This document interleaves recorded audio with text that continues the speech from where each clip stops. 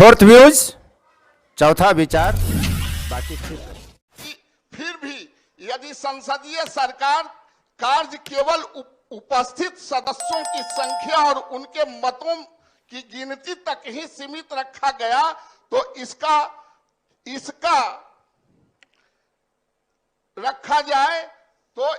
चला पाना संभव नहीं होगा। सिर्फ संख्या के आधार पर नहीं चलाया जा सकता है, नहीं होगा। यदि हम केवल बहुमत के आधार पर कार्य करेंगे तो हम फासिज्म, हिंसा और विद्रोह के बीच जाएंगे। अगर जनसंख्या पर ये प्रथम जो वहां के अध्यक्ष थे, स्पीकर थे, उनका है, विद्रोह के बीज बोएंगे। यदि इसके विपरीत हम सहनशीलता की भावना, स्वतंत्र रूप से चर्चा की भावना और समझदारी की भावना का विकास कर पाएंगे तो हम सही लोकतंत्र की भावना को इस्तेमाल करेंगे सदन में। महोदय, कार्य संचालन नियमावली और यह कहना जबरदस्ती किसी तरह इस लोकतंत्र में तो पूरे दोनों सदन के इतिहास को उठा। बहुत सीनियर लोग हैं, विजय चौधरी जी भी सीनियर हैं और मुख्यमंत्री जी तो सबसे सीनियर हैं। इस सदन में और उस सदन में जहां बहुत लोग एकत्रित होते हैं महोदय, और सम्राट चौधरी जी को और किसी माननीय सदस्य को आसन से कोई ग्रीवांसेस नहीं हो सकता है। आप हमारे अभिभावक हैं, अगर हमसे गलती भी हो जाती है तो आप वैसा ही एक गड़ेरिया के तरह कि एक गड़ेरिया 100 भेड़ी को चराता है महोदय, और एक भेड़ छूट जाता है कहीं तो वो 99 भेड़ को एक जगह देखता है तो छोड़ के और छूटा हुआ भेड़ को लाने जाता है। और जब वो भेड़ को 1 किलोमीटर 2 किलोमीटर से लाता है तो उस भेड़ को कंधा पर लाता है, उसको चला के नहीं लाता। ये सदन कार्य संचालन नियमावली और भारत के संविधान दोनों से चलता है महोदय, और लोकसभा राज्यसभा के उदाहरण से भी उद्धृत होते हैं, और पुरानी परंपराओं के आधार पर भी ये सदन चलते हैं और चलता आया है महोदय। और हम लोग सदन में देखते भी हैं, सम्राट चौधरी जी ने कहीं से जो इल्जाम लगाया जा रहा है, आपको आपके आसन पर कोई कागज फेंकने का इंटेंशन नहीं, वो कागज बेल में इस तरह किए स्लिप करके गिर गया महोदय आपसे, और नीचे बेल में गिरा महोदय आज जो नहीं सुनील जी, महोदय जब बोल रहे थे ऐसा नहीं करे। हो गया बोलिए महोदय।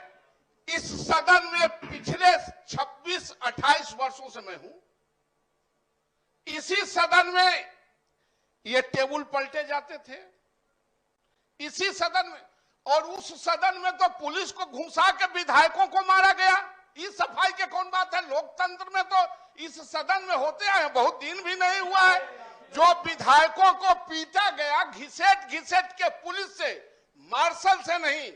मैं उसके तरफ मैं नहीं ले जाना चाहता हूं। और कार्य संचालन नियमावली की बात कर रहे थे सुनील जी, आप कार्य संचालन के नियमावली के एक अंश को आप लागू करेंगे तो वो सबके लिए होगा, सिर्फ हमारे लिए नहीं होगा। हम भी आपके आसन हमारे लिए भी है, उनके लिए भी। और बहुमत के आधार पर अवधेश बाबू जो कह रहे थे महोदय, मैं एक उदाहरण आपको मैं देना चाहता हूं। लोकसभा के प्रथम स्पीकर मावलकर साहब ने कहा है, सच्चे लोकतंत्र, आप देख लीजिए कुटकुटाहट बढ़ने लगा, एक कुटकुटाहट बढ़ने लगा महोदय। सुनने की क्षमता नहीं है, सुनने की क्षमता नहीं है बात करने नहीं। महोदय लोकतंत्र के तकाजा में जो प्रथम जो स्पीकर थे, उन्होंने कहा है, सच्चे लोकतंत्र के लिए व्यक्ति को केवल संविधान के उपबंधों अथवा विधानमंडल में कार्य संचालन हेतु बनाए गए नियमों विनियमों अनुपालन तक ही सीमित नहीं रहना चाहिए, बल्कि विधानमंडल के सदस्यों में लोकतंत्र की सच्ची भावना भी विकसित करनी चाहिए। जो आज लोकतंत्र के सच्ची भावना के लिए शराब पर मरे हैं, उनकी संवेदना लेके आए हैं महोदय। यदि इस मौलिक तथ्य को ध्यान में रखा जाए तो यह स्पष्ट हो जाएगा कि यद्यपि मुद्दों पर निर्णय बहुमत के आधार पर लिया जाएगा, यदि संसदीय सरकार कार्य केवल उपस्थित सदस्यों की संख्या और उनके मतों की गिनती तक ही सीमित रखा गया तो इसका रखा जाए तो इसका चला पाना संभव नहीं होगा। सिर्फ संख्या के आधार पर नहीं चलाया जा सकता है, नहीं होगा। यदि हम केवल बहुमत के आधार पर कार्य करेंगे तो हम फासिज्म, हिंसा और विद्रोह के बीच जाएंगे।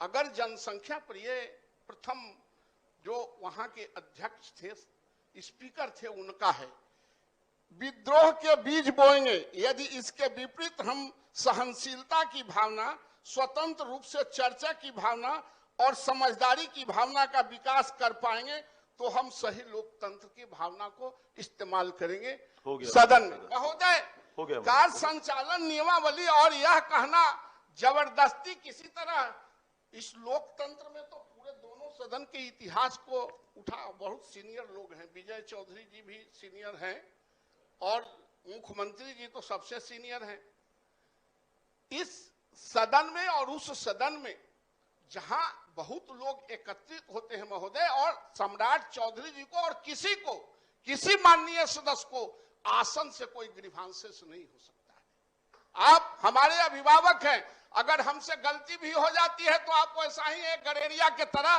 कि एक गड़ेरिया 100 भेड़ी को चराता है महोदय, और एक भेड़ छूट जाता है कहीं तो वो 99 भेड़ को एक जगह देखता है तो छोड़ के और छूटा हुआ भेड़ को लाने जाता है।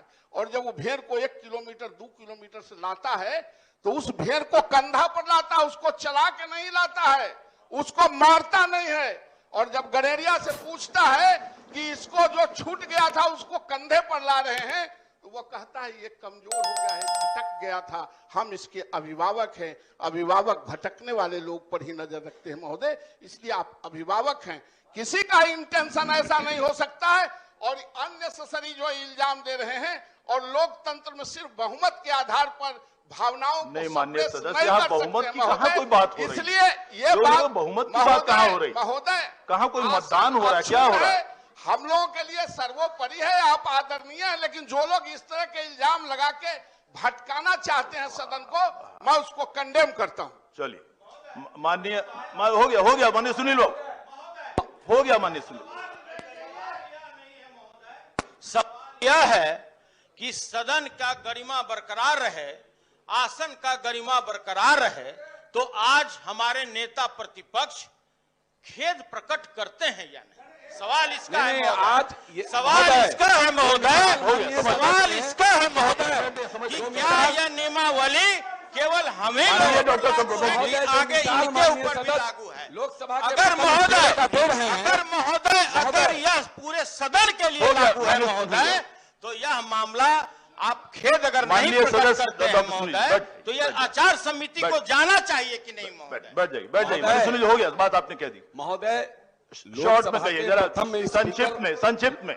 लोकसभा के प्रथम स्पीकर का जो मिसाल दे रहे हैं, उनकी बातों को रख रहे हैं माननीय सदस्य, वहीं लोकसभा से पूरा देश देख रहा है कि किस तरह से विपक्ष की आवाज को दबाई जा रही है। उनके यहाँ सीबीआई, ईडी, न जाने कौन सा यूज, कौन नहीं इनका आचरण क्या लोकसभा राज्यसभा में चलने दे रहे हैं क्या?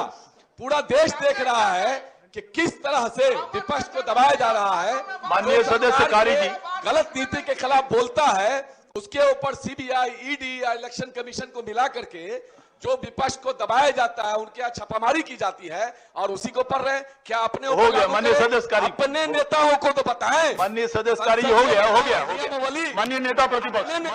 फोर्थ व्यूज, चौथा विचार।